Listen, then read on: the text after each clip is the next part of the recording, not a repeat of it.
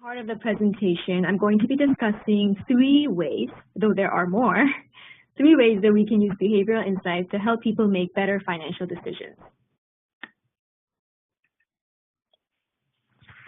I discussed earlier that providing information is often not enough and that too much information can even backfire. So the first approach that I'm going to present is to facilitate behavior rather than inform. And one really successful example of facilitating savings behavior is the program called Save More Tomorrow, which is developed by two behavioral economists, Richard Thaler and Shlomo Benartzi. What they observed was that people were not saving enough for retirement, even though they say that they want to save more. When they were asked why, people often responded by saying, they just don't have the means to save more now. They've got bills to pay, they've got children to educate, more immediate priorities. So what the researchers did is they partnered with several companies to pilot this Save More Tomorrow program, where people commit in advance to allocating a portion of their future salary toward retirement savings. So they're not increasing their savings rates now, but should they get a raise, a larger portion of their salary would be used toward their retirement savings. Basically, it's a pre-commitment device with the option to opt out anytime. And in this widely successful program, we find that the average savings rate for participants increased from 3.5% to 13.6% over the course of 40 months. And all over the world now, employers are thinking about taking this idea, and some have already implemented in their organizations to really look after the well-being of the future financial well-being of their employees. And if we dig deeper, the Save More Tomorrow program builds directly on the findings of psychology, which suggests that while people will be reluctant to lose access to current earnings, they don't care so much about their future gains. The program also shows the impact of automatic enrollment. Because people tend to stick with the default or status quo, employees will stay in a retirement plan if they're automatically enrolled, even though they would not have signed up necessarily in the first place. So you can see how a behaviorally informed retirement savings program can have a significant positive impact on the post-retirement lives of their employees.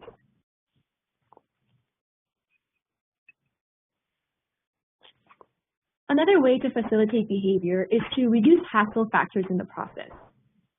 In the United States, despite the existence of financial aid programs, which is actually delivered by FAFSA, low-income students and moderate-income students are still significantly less likely to attend college than their wealthier peers. There are many reasons for this, but one is likely the application process itself. The FAFSA form the students need to fill is really complex, and it takes a lot of time to gather all the necessary information. And unfortunately, this hassle factor deters students from applying despite the substantial economic benefits of doing so. So researchers wanted to test whether they can increase college enrollment rates by helping parents of low-income families fill out these forms.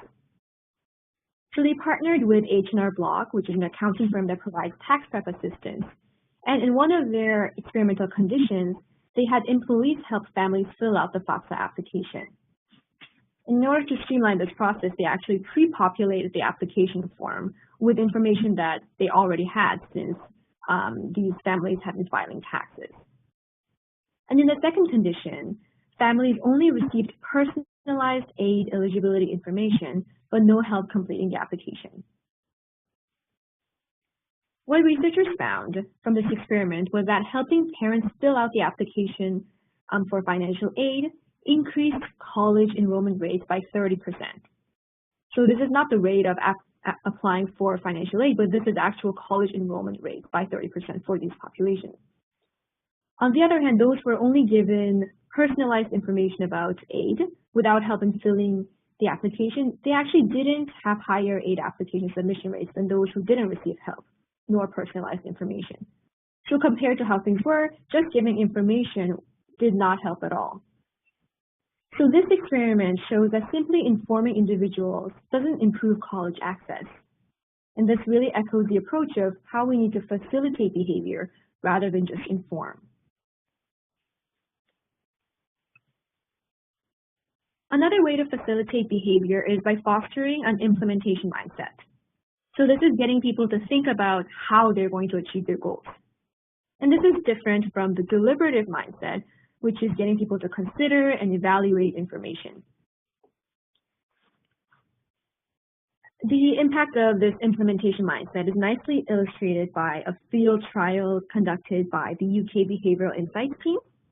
Basically, they partnered with a government job agency, which, the usual way they do things is when an unemployed person comes to see a job placement advisor, they would point them to, the available resources. They would tell them to consider applying to, ABC types of jobs and etc. But in this experiment, the Behavioural Insights team wanted to see if they could, make this more effective. And so they had placement advisors ask clients about the when, where, and how they're going to find a job. So they'd ask questions like, do you prefer to dedicate a few days a week to apply for a job or a dedicated time each day? Do you prefer to use this job board versus that? Or do you prefer to job search at home or outside, in a cafe or a library? So basically, by the end of the session, the unemployed people in the experimental condition had already had a plan set to find a job, and so they might as well do it. And the result of this study shows that the ones who were asked these implementation-based questions were significantly more likely to find a job. This has also been shown to help people, achieve their financial goals. By asking people, are you going to budget daily, weekly, bi-weekly? Like which account are you going to use to set aside money? These jobs really put people into the mindset of how, when, where am I going to achieve this goal?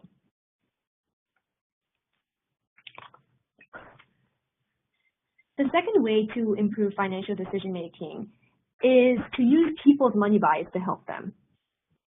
So we now know from mental accounting that once money is labeled, it gets spent differently. So the question is, can we label money in a way to encourage savings? For example, in this experiment, this one was actually conducted again by Professor Deliberative with his colleague, Professor Amar Chima in India. And they used this idea of earmarking, which is setting aside money for a particular purpose, because we know that money labeled for a specific purpose is more likely to be spent for that purpose.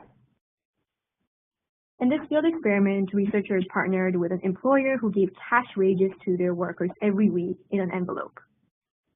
And they wanted to find out whether partitioning the earmarked savings, so basically giving the savings portion of the cash sealed in a separate envelope, would decrease the likelihood of the savings being spent on other expenses, which was happening quite often. What researchers found was that, indeed, people were less likely to spend the money labeled as savings if it was given in a separate envelope. The experimenters were also interested in trying something else, and so in another condition, the third envelope that you might see, they actually put photos of the employees' children in addition to labeling it as savings, and found that employees were even less likely to open these envelopes when the researchers tracked them a couple weeks later. So this last condition shows that visual reminders increase motivation to achieve their goals, and it has been shown in many other areas as well. And for this particular experiment, it also increases the guilt associated with using earmarked money for other mundane expenses.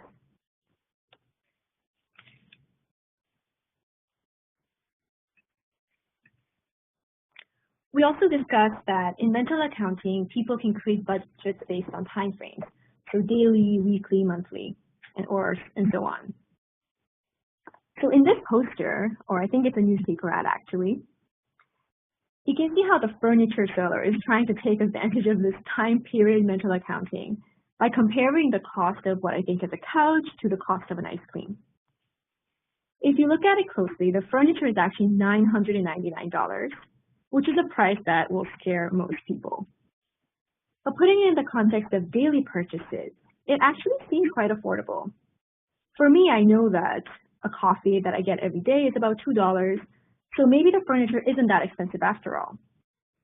This is called pennies a day accounting, and you can use such pennies accounting techniques to get people to save money for more important things like saving for a child's education. Now, the caution here is that it needs to be a relatable sum of money. $2 is relatable because I know that I spend $2 on coffee every day.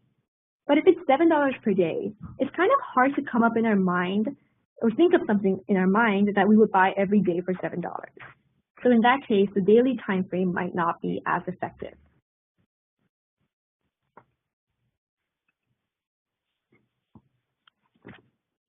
The final approach that I'm going to discuss is providing contextual information.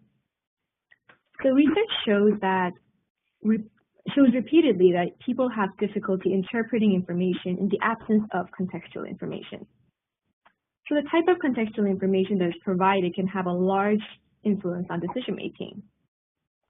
And one way to provide contextual information is letting people know where they stand compared to their relevant peers. So we can look at what a utilities company called Opower did. And basically, they used a behavioral nudge to help homeowners conserve energy. What they did was they sent out these energy reports. There's sort of like a mock-up of it on the left that shows social comparison with their neighbors, as well as their energy efficient neighbors. They also use smiley faces or sad faces to show their grade depending on how well they're doing comparatively. As you can see in this particular report, the consumer is actually doing even better than efficient neighbors, who have 2 smiley faces. But on the bottom also, it shows personalized tips on how they can conserve energy based on their usage data.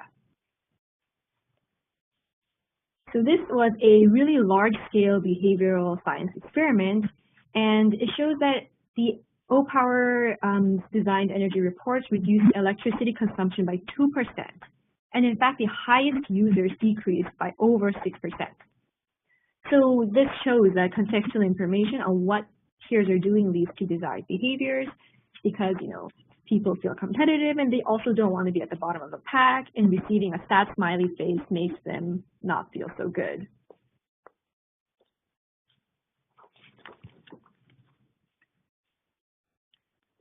Contextual information can also help provide people with a starting point for making really complex decisions. According to Edelman's Trust Barometer, when it comes to credibility on advice, people are increasingly reliant on other people like them or people like you. So benchmark avatars or people like you is actually a good way to provide this type of contextual information. Say you have to, set your privacy settings on your social media account, and there's 26 dimensions to evaluate, which is actually true in some social media accounts. Instead of sort of going through all of it, which is very inefficient and inconvenient, it will be much easier to start with an avatar or the setting of a colleague or a friend with similar preferences and adjust or customize it from there. This process is actually outlined on this slide.